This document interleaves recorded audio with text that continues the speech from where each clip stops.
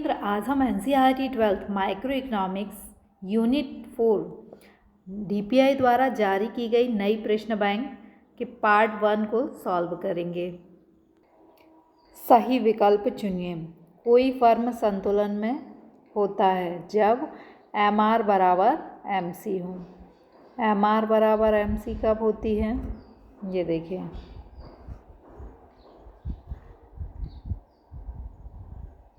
यहाँ एमआर और ये है एमसी।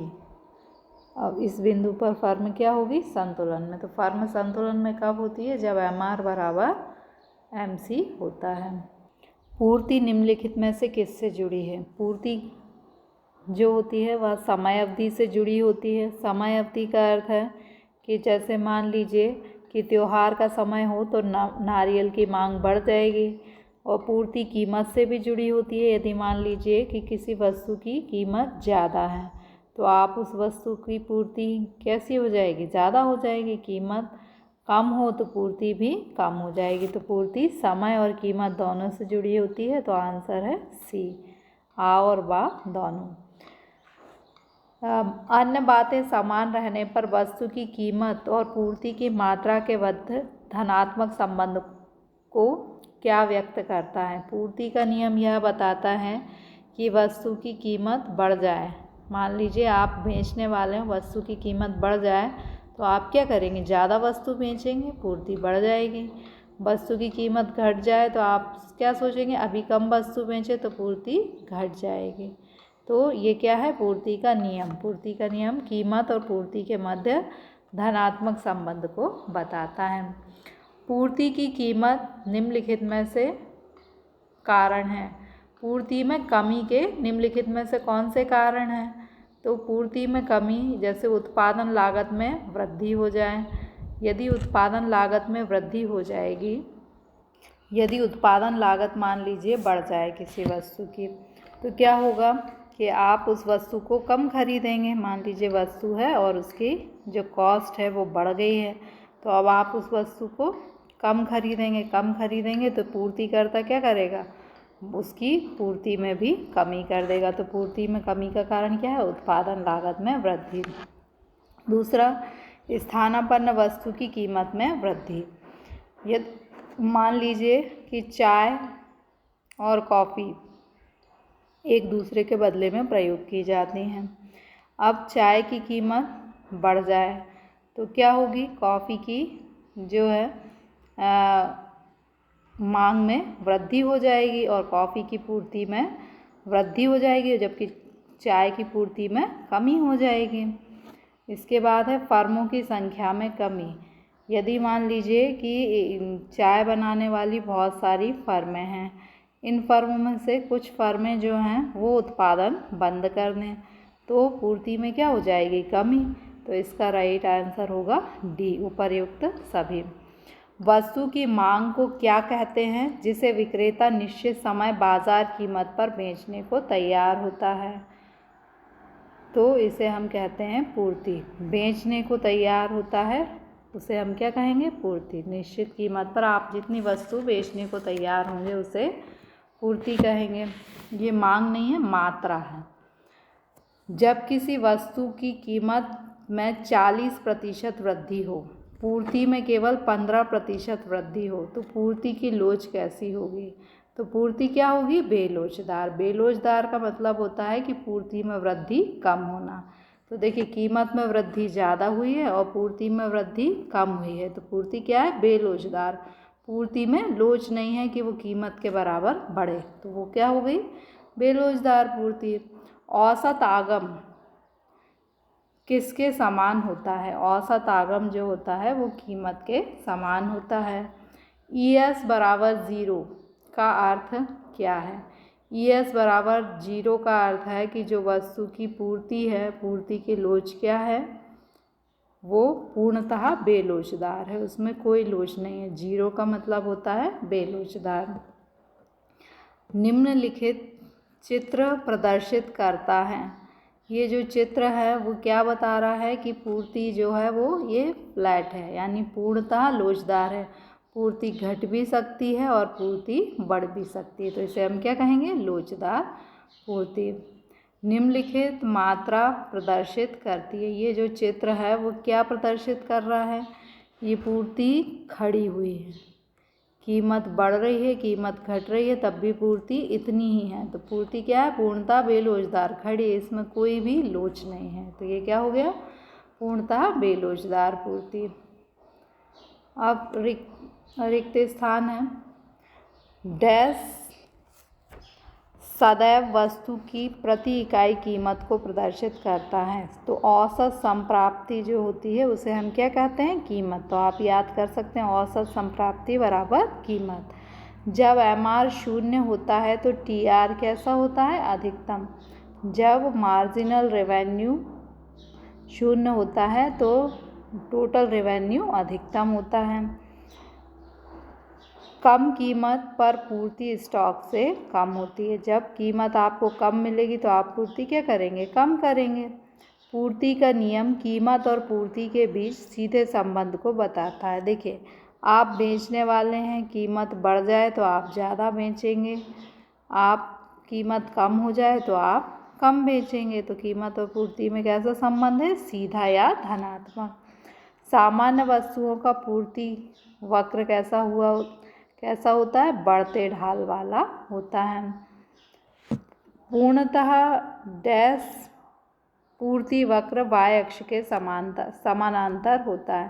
पूर्णतः बेलोचदार पूर्ति वक्र, ये देखिए ये चित्र है, ये पूर्णतः बेलोचदार पूर्ति में ये जो पूर्ति वक्र है वो किसके समानांतर है, ये y अक्ष के समानांतर है। अति अल्पकाल में पूर्ति वक्र कैसा होता है, बेलोचदार। बहुत कम समय है तो आप पूर्ति को बढ़ा घटा नहीं सकते, लोच नहीं है, बेलोचदार। दूध जैसी वस्तु के लिए पूर्ति पूर्णतः शून्य होती है।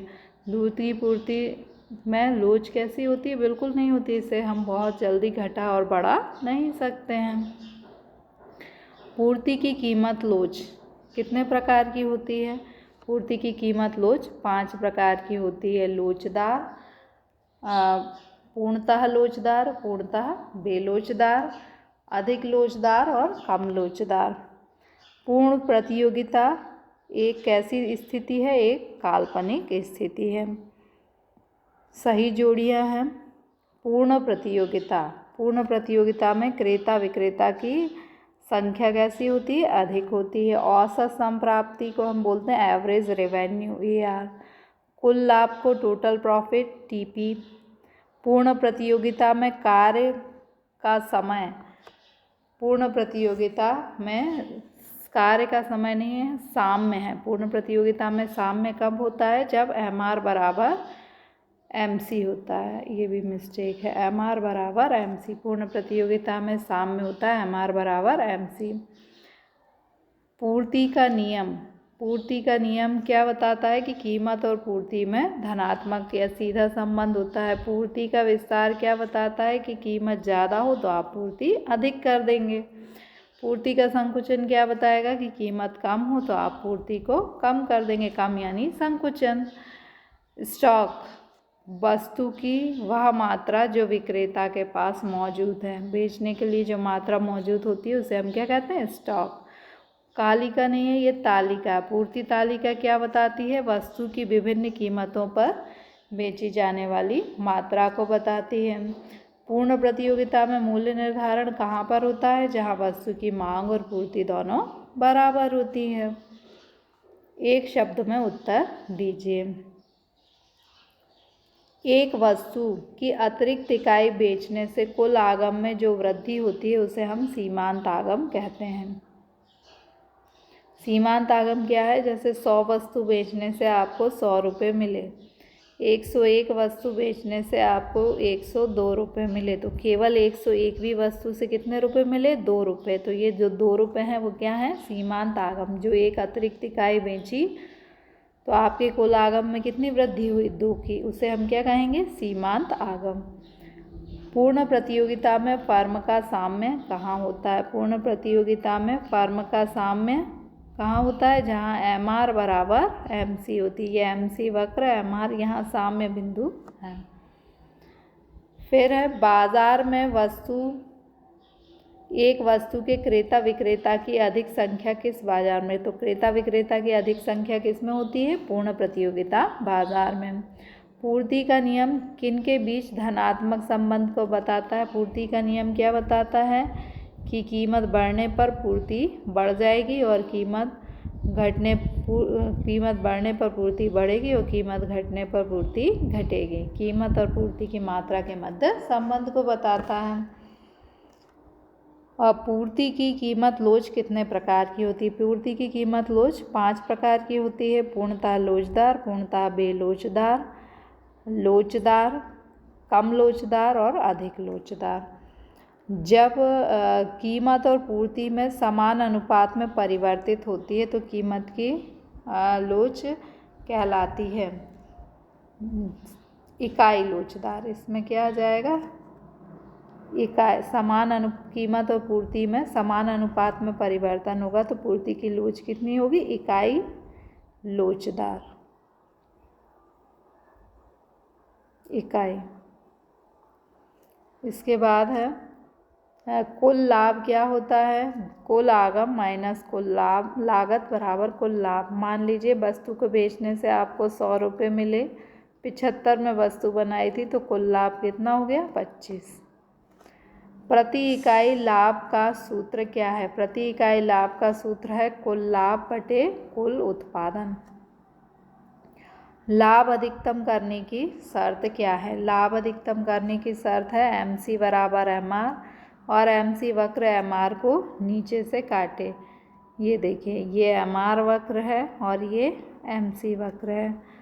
तो इस बिंदु पर एम सी और एम आर दोनों बराबर हैं और एम सी एम आर को क्या है? नीचे से काट रही है। कुल आगम का सूत्र क्या है? कुल आगम बराबर कीमत गुणित वस्तु की मात्रा। मान लीजिए वस्तु 2 रुपये की है और आपने 10 वस्तुएं बेची तो आपका कुल आगम कितना हो जाएगा? 20 रुपये। सत्य असत्य बताइए। पूर्ति में संकुचन बताता है कि अधिक कीमत पर पूर्ति कम होती है।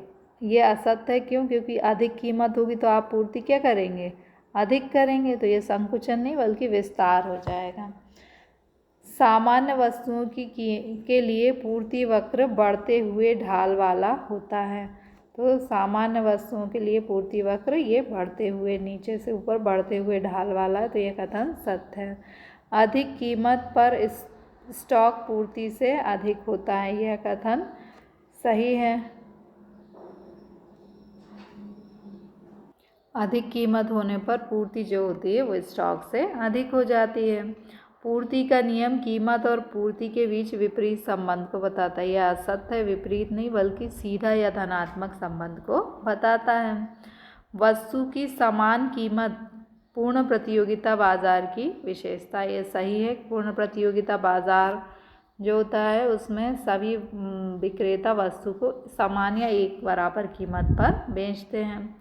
कुल लाभ में कुल आगम जो है कम होता है कुल लागत से। ये असत्य है क्योंकि यदि मान लीजिए आपको आगम यानी पैसे कम मिले और आपने लागत ज़्यादा लगाई है तो आपको लाभ नहीं बल्कि हानि होगी, इसलिए यह कथन असत्य है। प्रति इकाई कुल लाभ का फॉर्मूला है कुल लाभ बटे कुल उत्पादन। यह कथन सही है। पूर्ति की कीमत लोच की 3 श्रेणियाँ होती हैं। यह असत्य है। 3 नहीं 5 श्रेणियाँ होती हैं। पूर्णतः लोचदार पूर्ति का फॉर्मूला ये है सही है। पूर्णतः बेलोचदार पूर्ति का फॉर्मूला 0 है। इलास्टिसिटी कितनी है? 0। यहाँ पर इलास्टिसिटी कितनी है? अनंत। यह दोनों कथन क्या है? सत्य है। फर्म के साम्य से क्या तात्पर्य है? फर्म का साम्य यानी एक फर्म साम्य या संतुलन की अवस्था में कब होती है? जब वह अधिकतम लाभ अर्जित करती है। आप संतुलन में कब होते हो? जब आपको लाभ ज़्यादा होता है। अधिकतम लाभ जब फर्म को हो रहा होता है तो ना तो वो उत्पादन की मात्रा को बढ़ाती है और ना ही घटाती है। अब जब फर्म साम्य में होती है तब उस समय कुल लागत और कुल आगम विधि के अनुसार दोनों के मध्य अंतर अधिकतम होता है। यानी मान लीजिए आपकी लागत यानी वस्तु को बनाने में जो आप खर्च कर रहे हैं, आगम यानी वस्तु को बेच के जो आपको प्राप्त हो रहा है, इन दोनों के बीच में अंतर जितना अधिक होगा लाभ आपको उतना ही अधिक होगा। तो फर्म साम्य में कब होती है? जबकि वह अधिकतम लाभ अर्जित करती है। इस समय ना तो वह उत्पादन को बढ़ाती है और ना ही घटाती है, और इस समय कुल आगम और कुल लागत का अंतर सर्वाधिक होता है। कुल संप्राप्ति किसे कहते हैं? मान लीजिए 5 वस्तुएं हैं और आप 10 रुपये में एक वस्तु बेचते हैं, तो पूरी वस्तुएं कितने में बिकेंगी? 50 रुपये में। तो 50 रुपये क्या होगी आपकी कुल संप्राप्ति। तो कुल संप्राप्ति क्या है? कुल बिक्री की मात्रा आपने कुल बिक्री मात्रा कितनी वस्तु बेची है आपने? 5 में कीमत कितनी कीमत थी? 10 रुपये का गुणा करने पर कुल संप्राप्ति प्राप्त होती है। फॉर्मूला क्या है? Q × P। सीमांत संप्राप्ति का अर्थ लिखिए। सीमांत का मतलब होता है एक अतिरिक्त इकाई को बेचने से कुल आगम में जो वृद्धि होती है उसे सीमांत संप्राप्ति कहते हैं।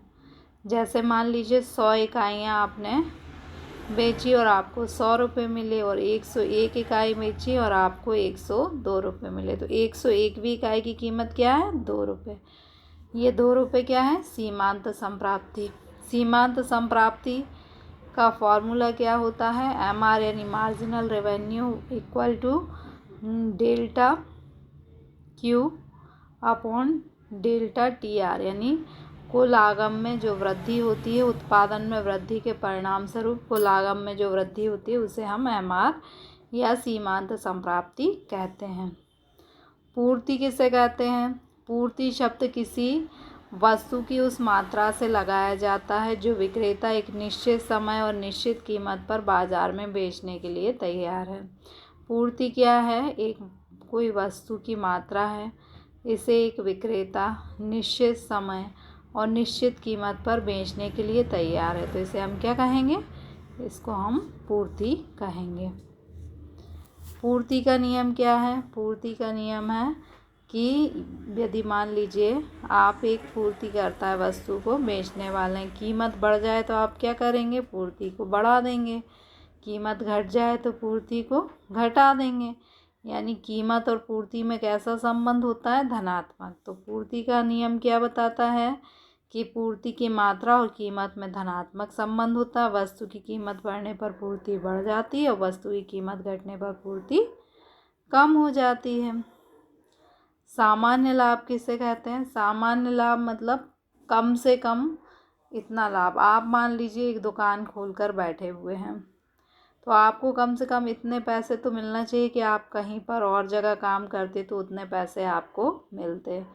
यानी किसी फर्म के स्वामी को कम से कम जितने लाभ अवश्य प्राप्त होने की संभावना होती है, मतलब कम से कम इतना तो मिलना ही चाहिए, उसे हम क्या कहेंगे? सामान्य लाभ। सामान्य लाभ जब किसी फर्म को मिलता है तो उस समय ना तो नई फर्म बाज़ार में प्रवेश करती है और ना पुरानी फर्में बाज़ार को छोड़ के जाती हैं।